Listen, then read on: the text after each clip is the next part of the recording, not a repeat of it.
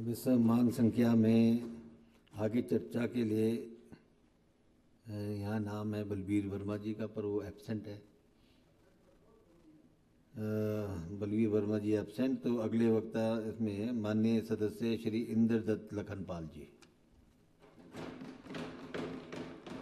अध्यक्ष महोदय, उपाध्यक्ष महोदय, बजट अनुमान 2025 और 26 की अनुदान मांगें, कटौती प्रस्ताव जो लोक निर्माण, सड़क एवं पुल और भवन के लिए जो यहाँ आदरणीय हमारे वरिष्ठ सदस्य श्री विपिन सिंह परमार जी ने रखा है, उस संदर्भ में आपने बोलने का मौका दिया, उसके लिए मैं आपका आभार व्यक्त करता हूँ।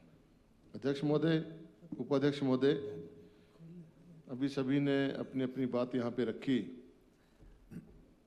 मेरे अपने विधानसभा क्षेत्र में लगभग 7 सड़कें जो हैं वो नबार्ड में पेंडिंग पड़ी हैं, और जैसा कि इस वर्ष का जो बजट है उसमें नबार्ड के माध्यम से जो सड़कें आई हैं उसमें तो हमारा नाम है नहीं, और आगे के लिए जो बजट आया है उसमें भी शायद लगता नहीं है कि हमारी ये सड़कें उसमें पूरी हो सकती हैं। और लगभग ये कोई 50 करोड़ रुपए का डीपीआर हैं जो पेंडिंग पड़ी हैं नबार्ड के माध्यम से। तो माननीय सभापति महोदय, उपाध्यक्ष महोदय, मैं माननीय लोक निर्माण मंत्री आदरणीय विक्रमादित्य जी से आग्रह करूंगा कि कृपया करके मेरे विधानसभा क्षेत्र की इन सड़कों के ऊपर भी गौर फरमाएं, और मेरा माननीय मुख्यमंत्री महोदय से भी निवेदन है कि ये जो हमारा नबार्ड का जो पैसा है इसको और बढ़ाया जाए, तभी ये काम पूरे हो पाएंगे। सभी के विचार अभी सुनने को मिल रहे हैं, तो सभी के विधानसभा क्षेत्रों में तकरीबन यह ऐसी ही समस्या है, और ये पैसा आपको बढ़ाना ही पड़ेगा, तभी सड़कें हमारी ये बन पाएंगी। और लोन ही लेना है आपने, जब लोन लेना ही है तो उसको बढ़ा दो, जब बढ़ जाएगा तो सबके काम हो जाएंगे। और वैसे भी हमारे तो एक आधी सड़क आएगी, आप लोगों के ज़्यादा काम होंगे सत्ता पक्ष वालों के, लेकिन जिस हिसाब से बजट रखा गया है उस हिसाब से लगता नहीं है कि किसी की भी सड़क इसमें पूरी हो पाएगी। और हमारे यहाँ पर जो मुख्य जो सड़कें हैं, 2-3 सड़कें हैं जो बहुत ज़रूरी हैं, जो खड्डों के आसपास आधारित हैं, और वहाँ बच्चों को आने जाने के लिए दिक्कत होती है स्कूल में। खासकर जो हमारी दंदवी से खारल की जो सड़क है बाया धनघुट्टा अप टू धनघुट्टा तक, इसमें खड्डों के ऊपर स्पैन बनने हैं, और जब बरसात आती है तो लगभग कोई 2-3 महीने के लिए एरिया बिल्कुल कट जाता है, और फिर इनके लिए वैकल्पिक व्यवस्था करके बच्चों को स्कूल भेजा जाता है, और बच्चों को बड़ी दिक्कत होती है, पेरेंट्स को दिक्कत होती है, आने जाने में बच्चों को तो होती है, और गाड़ियाँ तो चलती नहीं, फिर पैदल कोई पीठ पे उठा के ले जा रहा है, कोई कैसे लेके जा रहा है। आज के इस 21वीं सदी में भी हमारे अगर ऐसी दिक्कतें होंगी तो कैसे काम चलेगा। उपाध्यक्ष महोदय,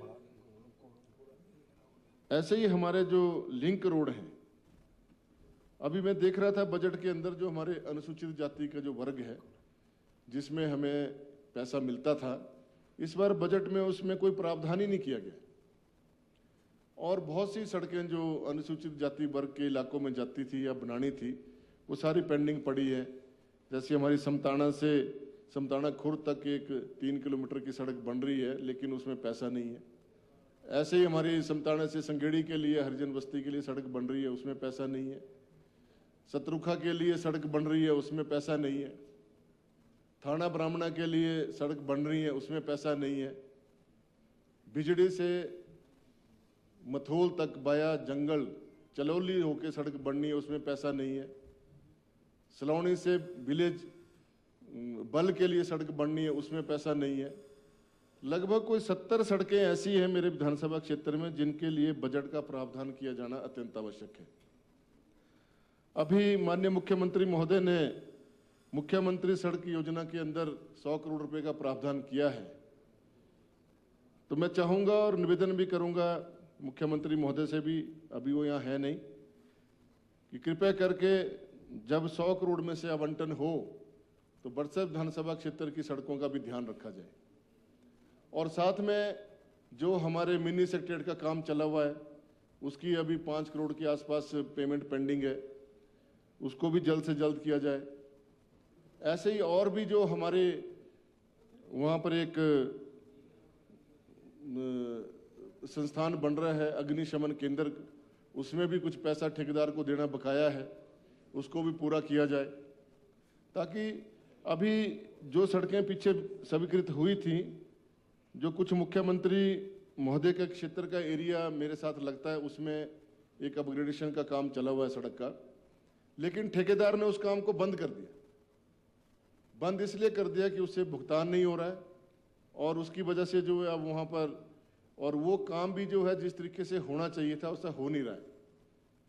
तो मेरा माननीय मुख्यमंत्री से और मंत्री महोदय से निवेदन है कि कृपया करके एक बार उसको देखा जाए, उसमें दौरा किया जाए और उस सड़क को जो जितना पैसा लगभग उसमें 28-30 करोड़ रुपए का प्रावधान किया गया है, और यदि वो ठीक ढंग से नहीं बनी सड़क तो उसका फायदा कुछ नहीं होगा।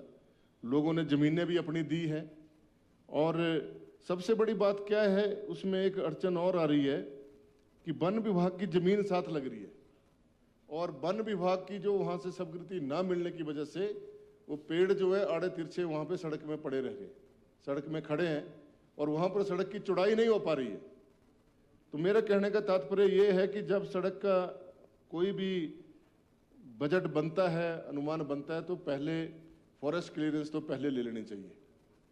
तो अब बाद में आप फॉरेस्ट के लिए क्लियरेंस के लिए अप्लाई करेंगे, अब पता नहीं होगी कि नहीं होगी। मेरे तो सुनने में यहाँ तक भी आया है कि जितने भी FRA के केस बनते थे या FCA के सुप्रीम कोर्ट ने उसमें स्टे कर दिया है।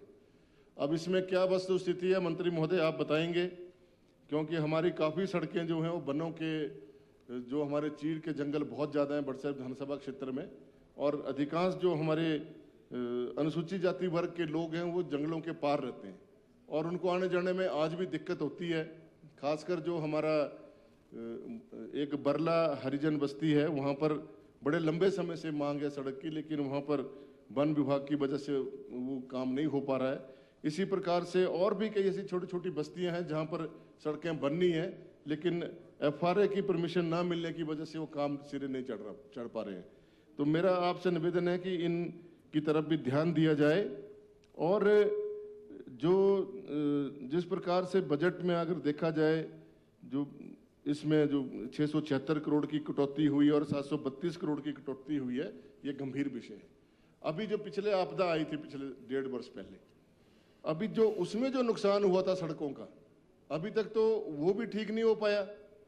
जब तक आपके पास बजट नहीं होगा, रिपेयर मेंटेनेंस में पैसा नहीं होगा, तो वो सड़कें ठीक कैसे होंगी। और बहुत सी सड़कें हैं जैसे कठियाना से लेके गोड़ी तक है, गोड़ी से लेके गोड़ी टिकरी तक है, ये सड़कें जो है ध्वस्त हो गई थी बरसात के समय में, अभी तक वैसे की वैसी पड़ी है। और बहुत सी ऐसी हैं, लाड़ी सालन वाली सड़क है, उसमें भी डंगे लगने हैं। तो ऐसे कई जगह ऐसे स्थान हैं जो अभी 1.5 वर्ष हो जाने के बाद भी उसमें कोई काम नहीं हो पाया। वो JCB से कच्चा थोड़ा सा चला दिया, लेकिन वो खतरनाक है, कभी भी वहाँ पे दुर्घटना घट सकती है, और इसके लिए भी बजट का प्रावधान होना चाहिए। इसमें मेरा यही निवेदन है कि समय रहते इन सारी बातों पे ध्यान दिया जाए, और PWD विभाग जो एक सबसे बड़ा विभाग है, वैसे ही IPH वो सबसे बड़ा विभाग है। इन दोनों ही विभागों में देख रहा था बजट में कि इसमें मेंटेनेंस के लिए और रिपेयर के लिए पैसा है ही नहीं है, नाम मात्र पैसा है।